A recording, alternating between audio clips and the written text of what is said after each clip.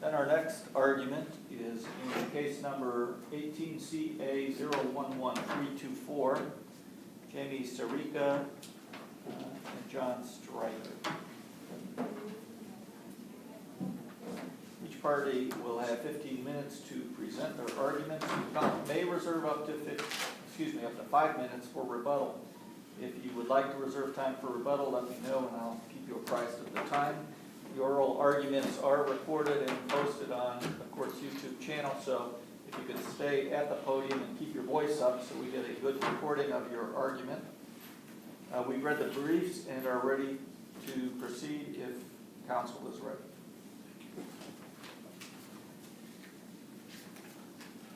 Up at this one, please. This podium, right here, right in front of us. In front, I'm sorry. Yeah. I think I would go to the back one naturally as well, but this is the one that the camera is on. Please, the court, my name is John Haynes. I was the lawyer originally in this case for Mr. Stryker. He is an attorney at law, licensed to practice law.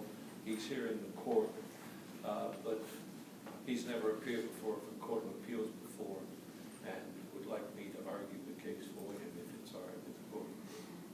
Is there any objection? I have no objection. All right, you may proceed. Are you going to reserve time? No. There's a slight problem here. We never received Appellee's brief, although it was apparently filed on September 10th, but neither one of us, myself or Mr. Stryker. Counsel, wouldn't the time to have raised that issue been before today? I was under the impression, ma'am, that if you filed a brief, you should send it to opposing counsel. It indicates that I did. I have no reason to believe I did not. There's a certificate of There is service on it? certificate of service, yes. All right, well, let's proceed with the argument. Okay. The standard of review here, as the brief points out, is twofold. First, the standard of review here would be abuse of discretion, and the second standard of review is the manifest weight of the evidence. In this case, Mr. Stryker and his ex-wife had children, and he requested that he be given in 2016, that he be allowed to claim the one child remaining, who was a minor. And we had a hearing in front of the magistrate. And at that hearing, we presented evidence pursuant to 3119.82. And I'm going to stop you and I'll stop the time as well, just to forewarn both counsel that because there are children involved, we only use the name, we don't use the names of the children, we just use initials. Yes. Okay? Yes. I forgot to tell both of you that, but we'll get you back on the clock now. Fine. We presented evidence. We had an expert testify that according to the statute, if Mr. Stryker were permitted to claim the child as a dependent, he would receive the best benefit, the most benefit. And that benefit was testified to by the accountant, a CPA who was our expert, opposing counsel, and the appellee did not present any expert testimony or any evidence to show that was not accurate, and therefore we believe that because our evidence from our expert was uncontroverted, that this court must take that evidence as good evidence.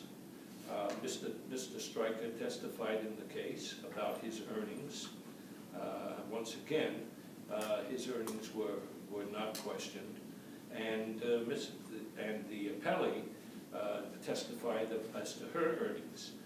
Taking the information that we had provided the expert, he was able to adduce that Mr. Stryker was, without question, the person that would receive the most benefit in the event that there was a question as to which parent will be permitted to claim the child. These parties had entered into a shared parenting agreement, but it only alluded to the fact that they could each claim one child. And one of the children had reached her majority, and so there was one remaining child, and Mr. Stryker requested that he be allowed to claim that child as a dependent. Because of the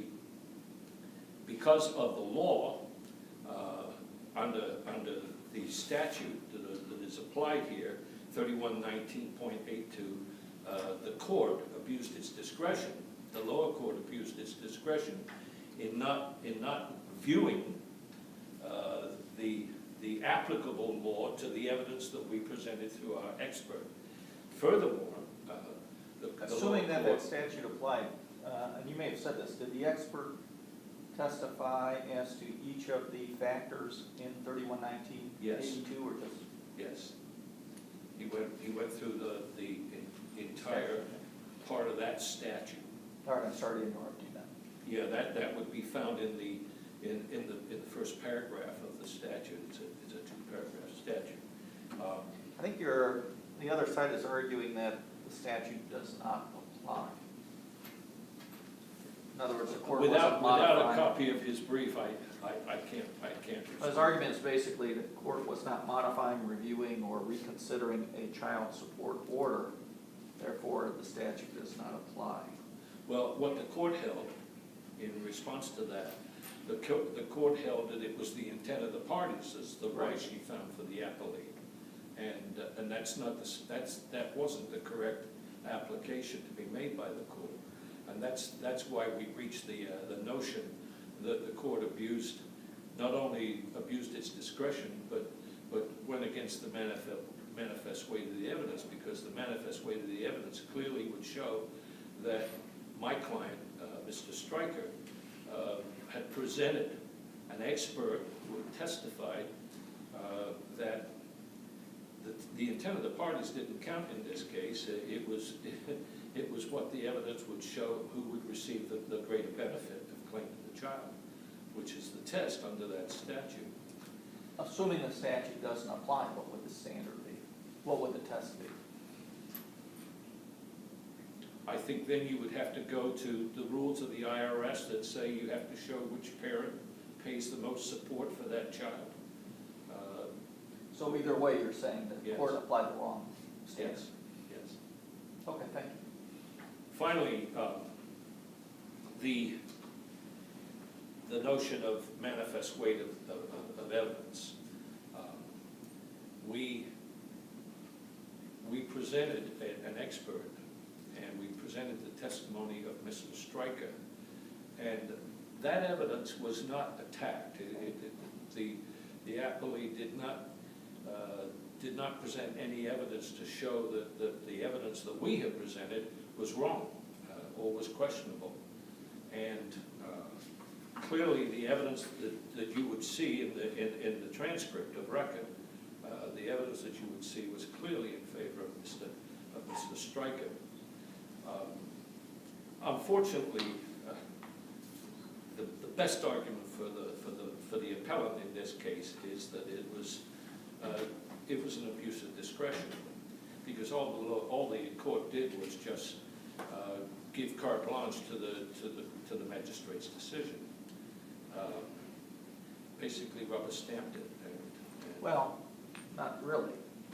Sorry? I said, not really. He said, the court said each of them, well, they disagreed that child W was emancipated, agreed with the FLE that when the motion was filed that child was not emancipated, and then they split them 2016. Wife gets Right. one child, in 2017, husband gets the I other. understand. So it wasn't carte blanche. I think what the court was doing is, well, I guess it doesn't. The court I'll was let you argue basically, this. the court was basically relying on the intent of the parties, I Right. think, Your Honor. The court never mentioned the statute that we're relying on. Yes. Thank you. All right, thank you. Counsel, you'll have 15 minutes for your argument. May it please the court, my name is Attorney Dave Berta. I represent Jamie Sereika in this case. While I respect what Mr. Haynes has indicated, I will indicate to this court that the court did not abuse its discretion. Number one, the child in question here, and I won't name the children, so I'll just say younger and older, because quite frankly I may forget who they are or their names.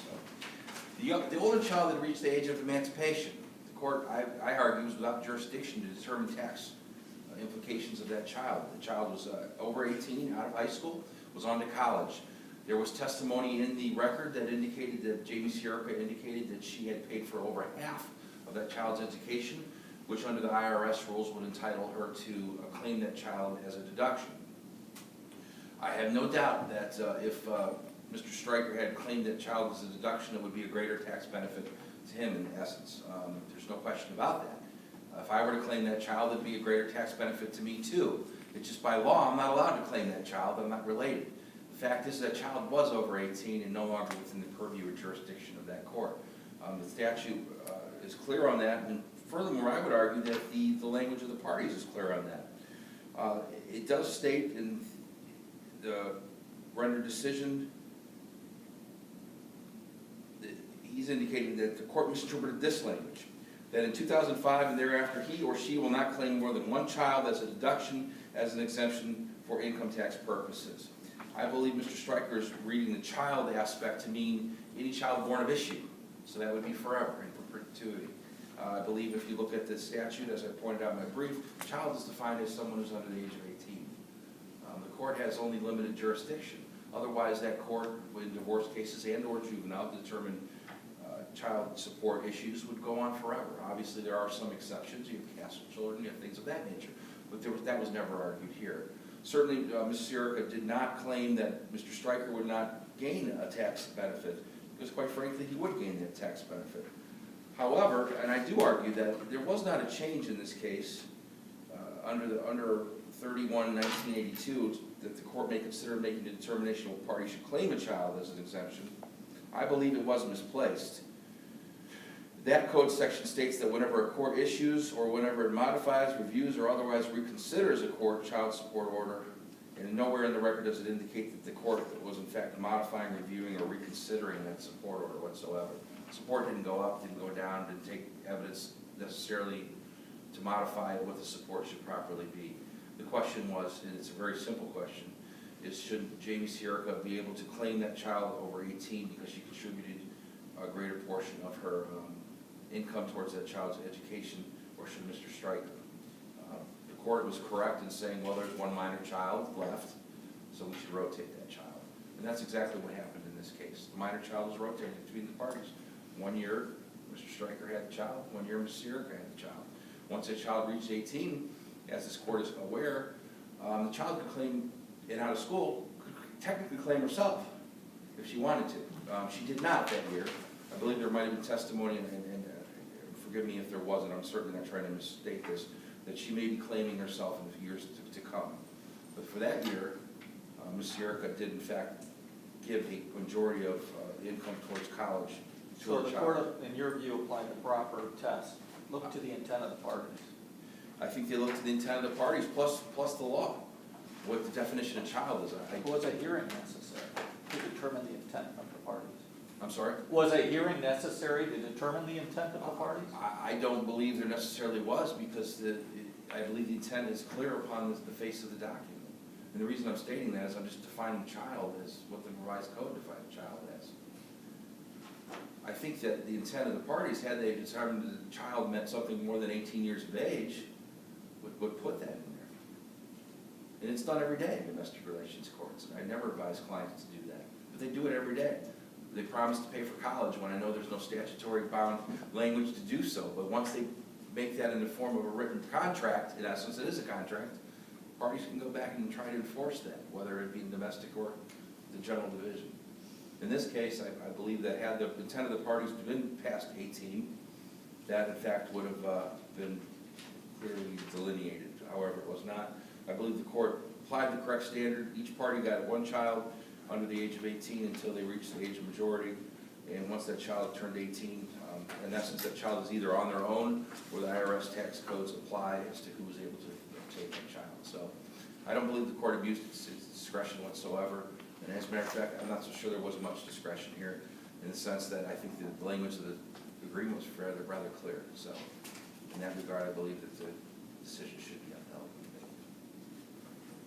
Thank you. Excuse me, any questions? We're just telling. All right, thank you for your presentation today. The court will take the matter under advisement and issue a decision in due course. Clerk of Courts will also mail you a copy of the court's decision on the day it is released, and the decisions are also available on the Supreme Court of Ohio's website where the opinions are posted. Thank you both. Thank you.